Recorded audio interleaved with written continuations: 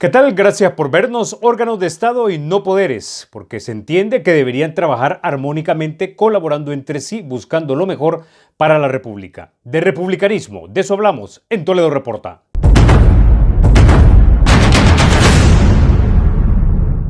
La Asamblea Legislativa aprobó una ley de emergencia la semana laboral que finalizó el viernes 15 de mayo.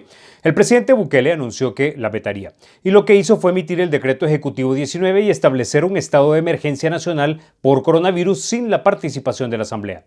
Esto gatilló los pesos y contrapesos republicanos con una demanda de inconstitucionalidad que tuvo como resultado que la Sala de lo Constitucional suspendiera la aplicación del decreto presidencial y revivió la ley de emergencia que había sido aprobada en marzo.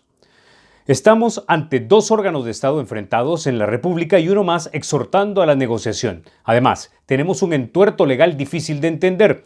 Para hablar de esto y arrojar luz sobre el tema, conversamos con Rodolfo González, ex magistrado de la Sala de lo Constitucional. Ex magistrado Rodolfo González, bienvenido a Toledo Reporta. Buenos días, es un gusto estar aquí.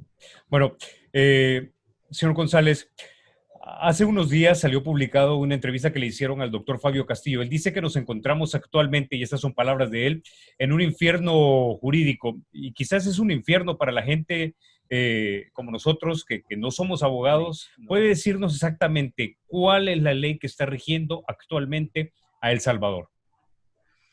Bueno, después de una cantidad increíble de decretos ejecutivos, tanto de la Presidencia de la República, del Ministerio de Salud y de otras dependencias del Ejecutivo, como de decretos emanados de la Asamblea Legislativa, a este día y a esta hora lo que está rigiendo en el país es una ley relacionada con esta situación de emergencia, digamos, de carácter especial, temporal, que es el decreto número 639, perdón, que es el decreto número 593, por el cual se estableció el estado de emergencia. La Asamblea lo aprobó el 14 de marzo, le dio prórrogas y lo mantuvo hasta el 16 de mayo y decidió ya no prorrogarlo, decidió dejarlo que feneciera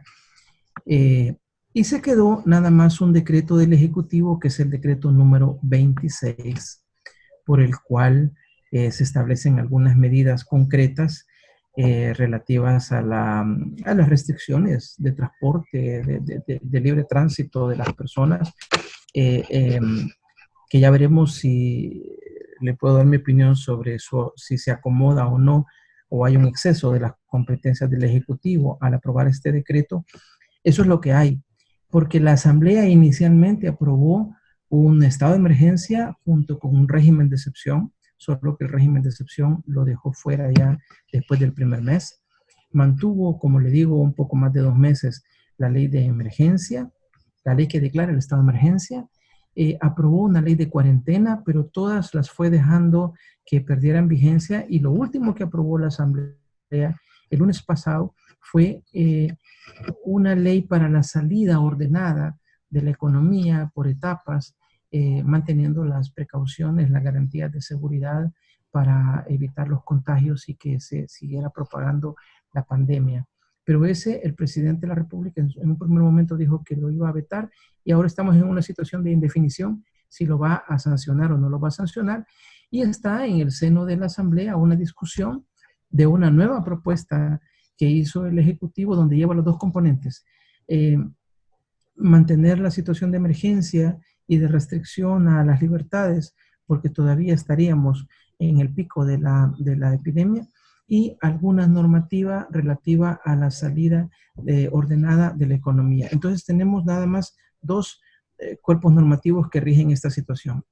El decreto 593, que es el estado de emergencia, que había fenecido por disposición de la Asamblea, pero ante una invasión de competencias de la Asamblea que hizo el Ejecutivo, la Sala este pasado viernes 22 anuló ese último decreto ejecutivo, pero le dio nueva vida al decreto de la Asamblea y el decreto ejecutivo número 26. Eso es lo que tenemos al momento. Entonces, básicamente tenemos dos leyes, por decirlo así, ¿no? Un decreto ejecutivo que sale de presidencia y tenemos el decreto legislativo que es lo aprobado por la Asamblea Legislativa. Ahora, tengo entendido que el decreto de emergencia o la ley de emergencia básicamente tiene para efectos prácticos libertades, digamos, administrativas que puede tener el Poder Ejecutivo, como lo de hacer compras obviando la ley de la CAP, ¿no?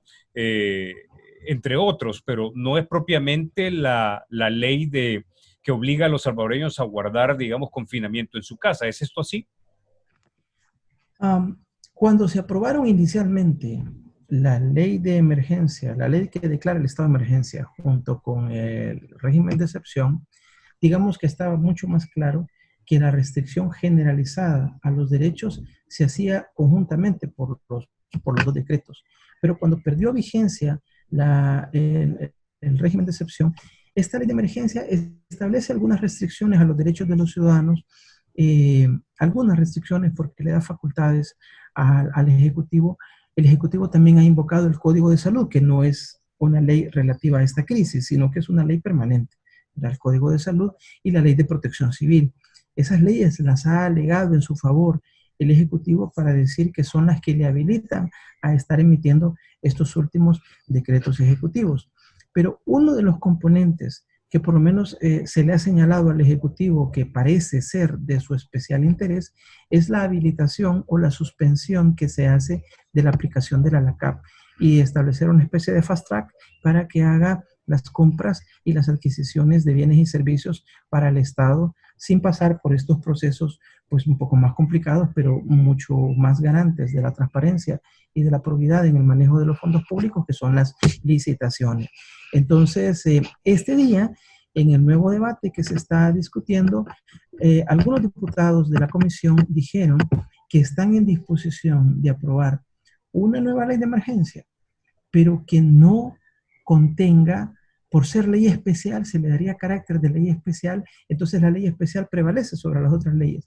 Al darle carácter de ley especial en lo que están discutiendo ahora en la Asamblea Legislativa, esta dejaría fuera la LACAP, el decreto 593 y la ley de protección civil y cualquier otra ley que le diera estas facilidades, digamos, al Ejecutivo, porque a juicio de la Asamblea, y es lo que algunos pensamos, ya pasó el momento de las primeras adquisiciones, compras, saltándose los procedimientos. En todo caso, hay que decir que el decreto 593, la propia LACAP y el decreto que ahora está discutiendo la Asamblea para aprobarle al Ejecutivo, le ponen la obligación de rendir informes a la Asamblea sobre el manejo de los fondos públicos. El Ejecutivo ha dicho que solo está obligado a ser auditado por la Corte de Cuentas, pero eso no es cierto. Las leyes permanentes que ya tenemos, como la Ley de Protección Civil, el decreto 593, que es el que rige en este momento para el estado de emergencia, y el nuevo decreto que estaría discutiendo la Asamblea, tiene facultad la Asamblea de decir, antes de ir aprobando, por ejemplo, nuevos préstamos, antes de ir prorrogando esta situación excepcional y habilitando a que se hagan compras por un procedimiento express, quiero saber qué ha sucedido con la plata que se ha utilizado en los periodos anteriores. Es decir, no quiero ir a ojos cerrados aprobando más y más formas de endeudamiento o de uso de fondos públicos sin saber qué es lo que está pasando. Sin perjuicio, sin dejar de lado los procedimientos que luego ya va revisando, como ha dicho el Ejecutivo, factura por factura, la Corte de Cuentas, pero son procedimientos que pueden tardarse mucho más tiempo. Con esto llegamos al final de esta primera parte con el exmagistrado Rodolfo González. En la segunda vamos a profundizar sobre las tensiones entre legislativo y ejecutivo y las atribuciones constitucionales de cada uno de estos órganos.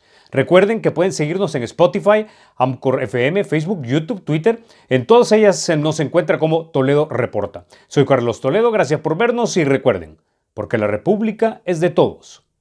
Hay que cuidarla.